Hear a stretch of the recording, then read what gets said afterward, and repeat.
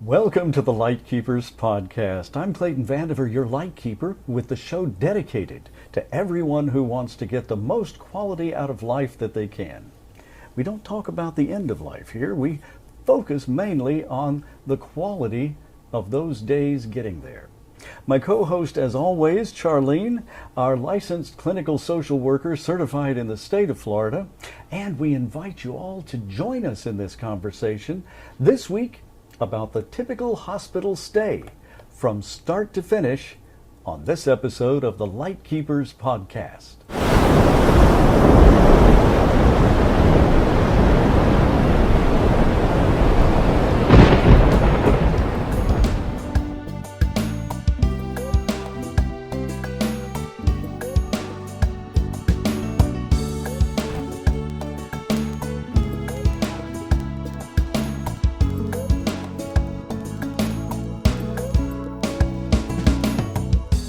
Hey, before we start, I'd like to invite you to please leave your questions or comments below, and please join the conversation. Questions this week will be answered during our next show that appears online every Wednesday evening at 7 p.m. Eastern.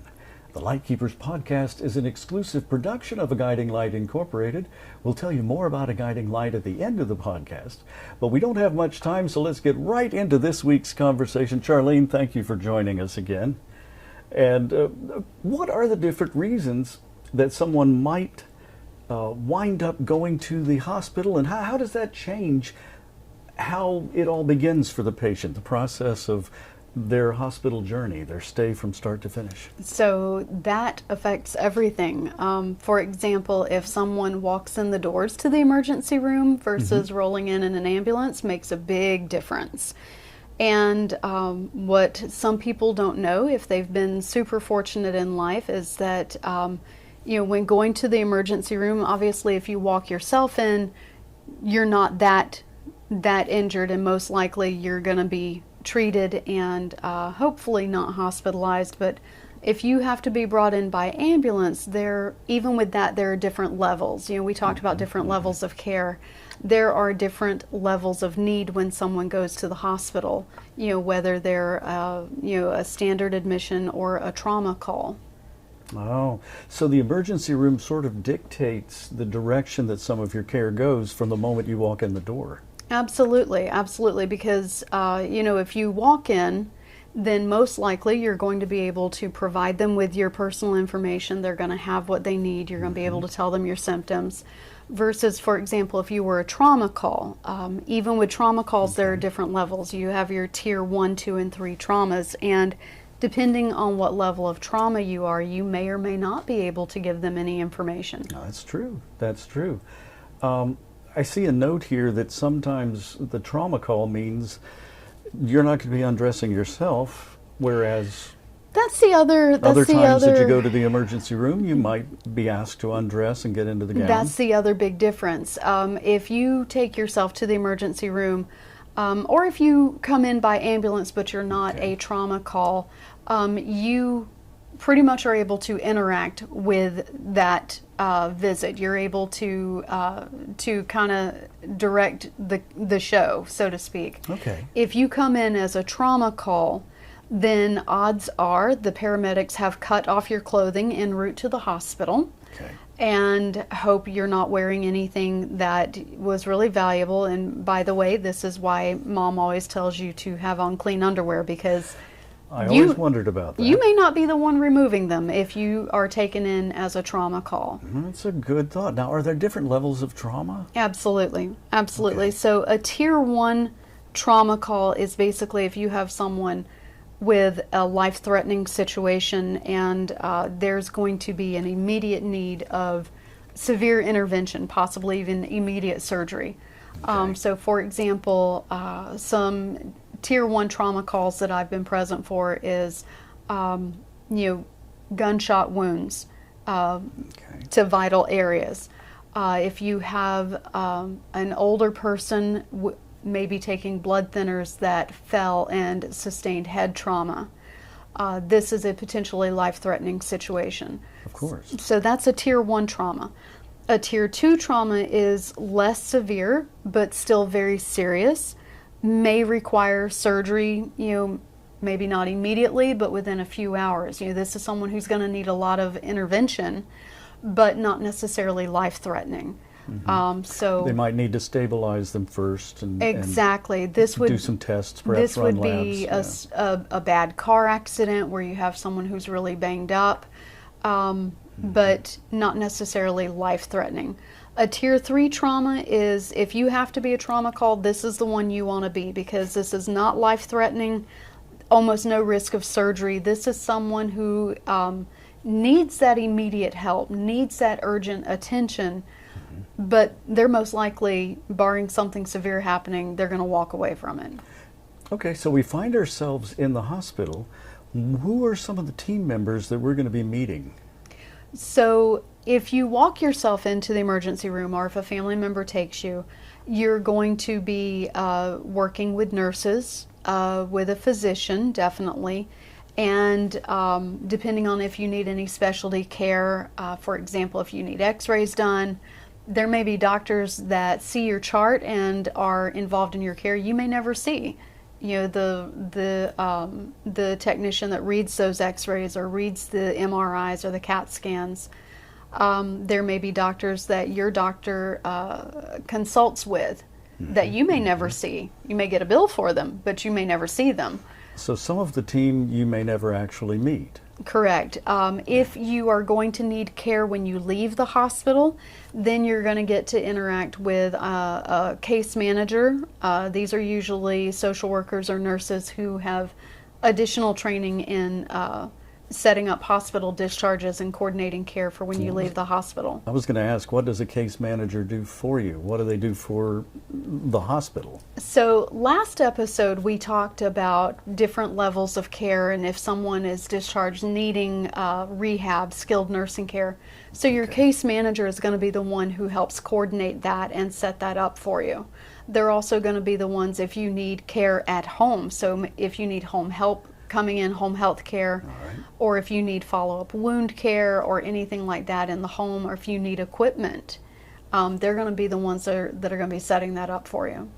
Well, when do family members typically get information from some of these players in the hospital, some of these behind-the-scenes folks, that you may never even meet? Will family members get information from them? Hopefully. So there again, this depends on how the hospital admission starts. If you bring yourself to the hospital or if you're alert when you come into the hospital, the first thing that they're going to ask you once they get past your medical history and current situation is, who can we call?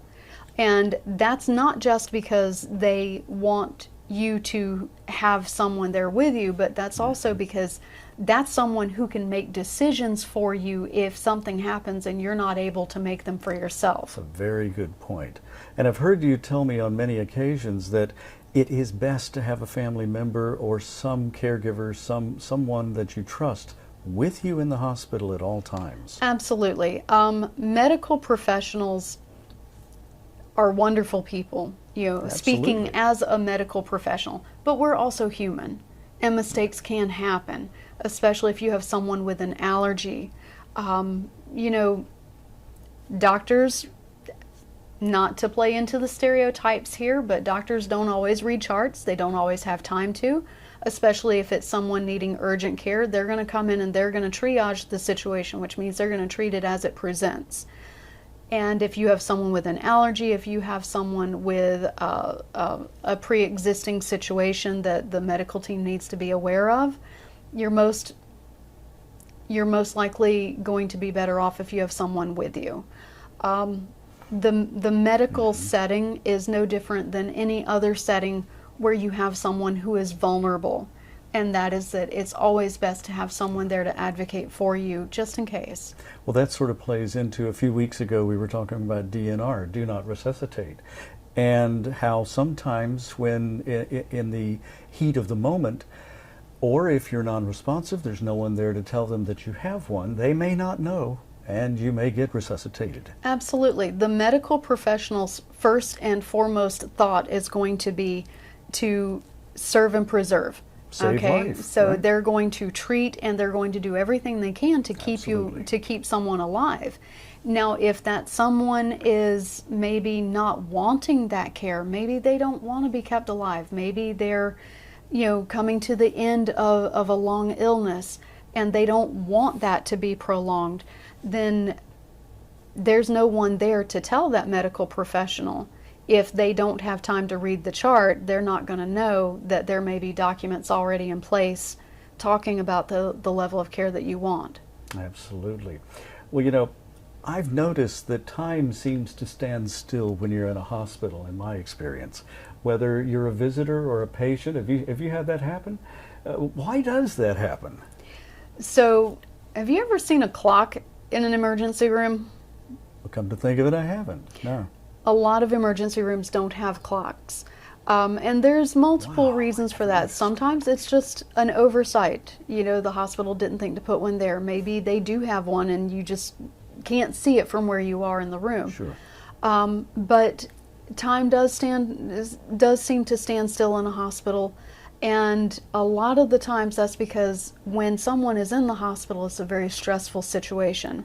Mm-hmm. And Understandable. time passes differently when you're not having fun, and it can seem, a moment can seem to last a lifetime. That is true. Well, now as a counselor, what can be done to sort of pass the time or to help that situation? So if you are a family member that is there with someone, you can pass that time by being that moral support to them. Holding a hand, Talking saying words to them. Yeah, sure. And if you have someone who is very sick, talk to them about what they're experiencing, because if something happens and they lose that ability to speak, your information is going to be very valuable to the medical team in helping to treat that person. So if they're able to communicate to you along the way, save that information, jot that down, take a notepad and a pen with you. And keep those notes for the doctors. And it's always a good idea, no matter how old you are, how healthy or not healthy you are, it's always a good idea to have either saved in a folder that you can grab quickly and easily, or maybe even saved on your electronic device, be it a tablet or a phone, current list of medications, current contact information for all of the medical professionals that you're seeing, especially any specialist, because what that's going to do is that's going to make the hospital's job a lot easier in pulling in all the information they need to be able to treat the situation. Absolutely. Well, when you're discharged from the hospital, what happens at that point? Or is that something that, since we're running a little short of time, we ought to save for the next show? That is something that we could cover over several different shows, Well, because let's save that for the next discharges are different depending on how someone's discharging, what care they need. Right. Well, thank you for that great information about the hospital experience. For a lot of folks who've never been to one, or who have been to one in different situations, or just been the family member of someone, that's important. That gives us some perspective to understand what to expect and how to handle ourselves once we're there. Absolutely. The most important thing is to remember that despite what they may believe, doctors are not gods, and the family and the patient does have the right to know what's going on at all times. Absolutely. And to have an advocate there speaking on your behalf when it's Absolutely. needed.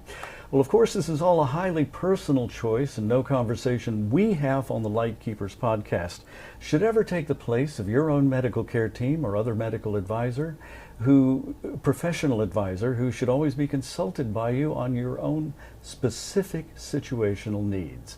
It's always good to be willing to talk about quality of life, because every single one of us will face some of these issues someday, either not prepared at all or very well prepared indeed.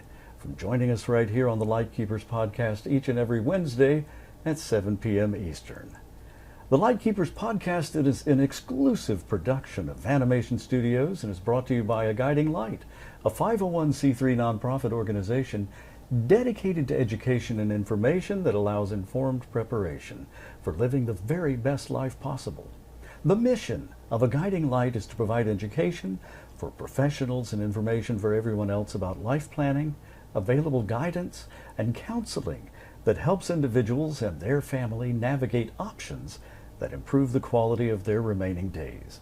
The organization is committed to training professionals through scholarship grants when needed, who will help you find the best information and options to meet your planning needs that are available in your area, so you can be aware of your choices, confident in your decisions, and at peace that you've made the very best decisions to live life on your own terms. Visit the website at aguidinglight.org or to make a tax-deductible contribution that helps others find the information and resources that they need. Please send your check to the address that's on the screen right below me right now. And we're so grateful for your support. Sincerely hope you'll join the conversation in coming weeks. Add your questions and comments below. Speaking of that, take a moment and hit the like and subscribe buttons right now. It is free. And turn on that notify bell so you'll catch every single episode. I'm Clayton Vandiver, your Lightkeeper. We'll see you next time.